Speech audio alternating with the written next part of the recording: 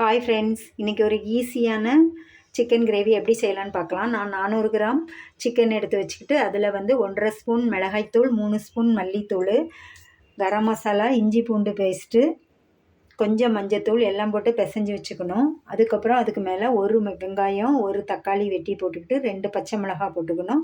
அப்புறம் கொஞ்சம் மல்லி இலை, புதினா இலை, கருவேப்பிலை எல்லாமே போட்டு தேவையான அளவு உப்பு போட்டு நல்லா கையால் பிசைஞ்சு 15 நிமிஷம் ஊற விட்டுருங்க. அதுக்கப்புறம் ஒரு 4 கரண்டி எண்ணெய் வச்சுக்கிட்டு பிசைஞ்சதை எல்லாமே அதில் தூக்கி போட்டு நல்லா கிளறி விடுங்க. ஒரு 3 நிமிஷம் நல்லா கிளறி விட்டுட்டு மூடி வச்சுருங்க. 1 நிமிஷம் சிம்மில் வச்சு வேகட்டும். எடுத்து பாருங்கள், நல்லா எல்லாம் வெந்து இருக்கும். தொக்காக இருக்கணும்னா அதிலேயே மல்லி இலை தூவி வச்சுருங்க. இல்லை கொஞ்சம் கிரேவியாக வேணும்னா ஒரு 3/4 டம்ளர் தண்ணி ஊற்றி மறுபடியும் கொஞ்சம் 1 நிமிஷம் மூடி வைங்க. சூப்பரான சிக்கன் கிரேவி ரெடி. அதுக்கப்புறம் மல்லி இலையும் கருவேப்பிலையும் தூவி